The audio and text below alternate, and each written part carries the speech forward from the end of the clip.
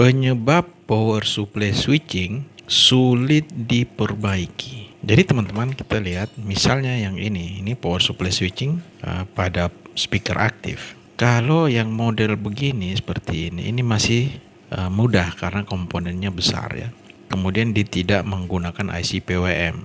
Jadi drivernya menggunakan transistor. Dia menggunakan transistor ini sebagai driver MOSFET-nya. Ini masih lebih ringan diperbaiki. Akan berbeda dengan yang menggunakan IC PWM. Jadi ini perbaikannya memang harus kompleks.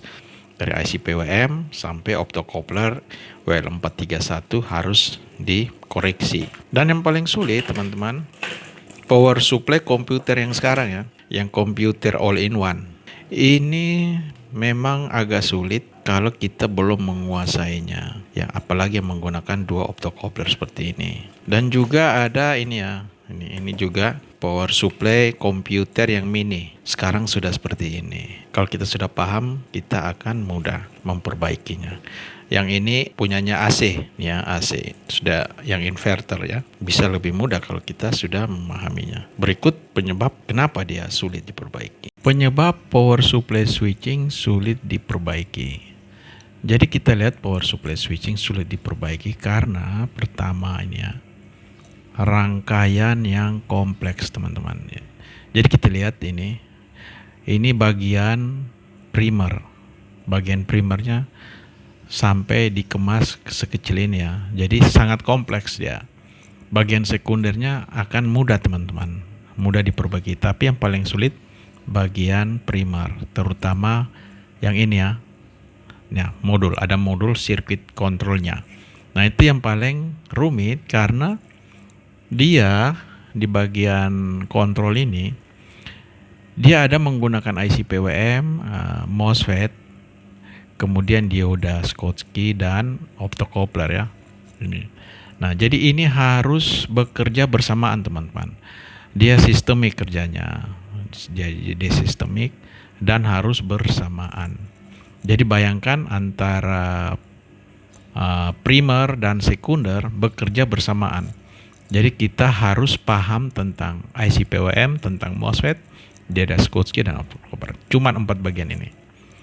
Kemudian sistem umpan balik ini yang sensitif feedback ya. Itu dari mana? Dia dari optocoupler.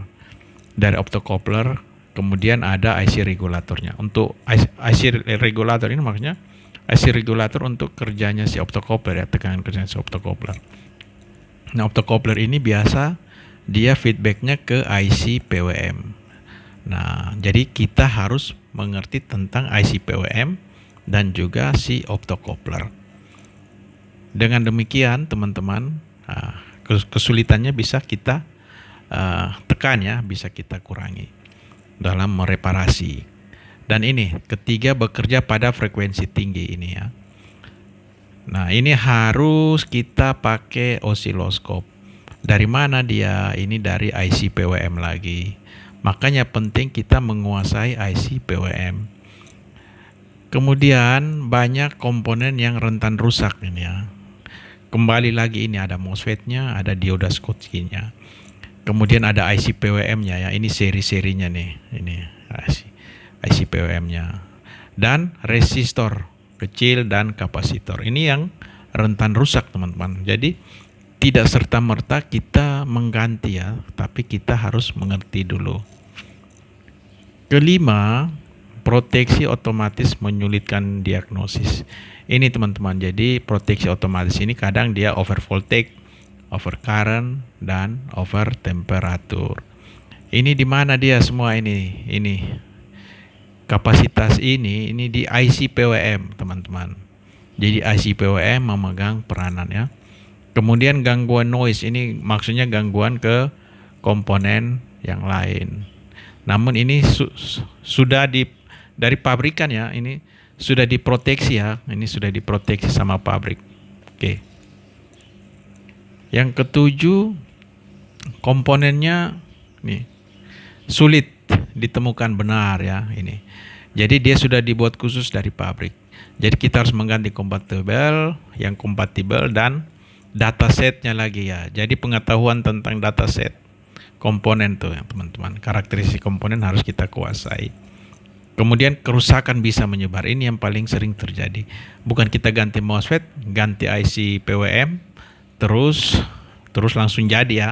Tidak demikian. Kita harus cek ini ya, kerusakan berlanjutnya ke resistor, ke dioda, ini ya, macam-macam nih teman-teman. Jadi kita harus paham soal karakteristik komponen-komponen ini. Jadi dia kerusakannya berantai.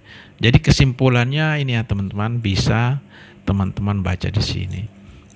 Tujuan dari konten kami setelah kita tahu kenapa dia sulit diperbaiki, hanya 4 komponen utama ya. 4 komponen utama yang harus kita kuasai.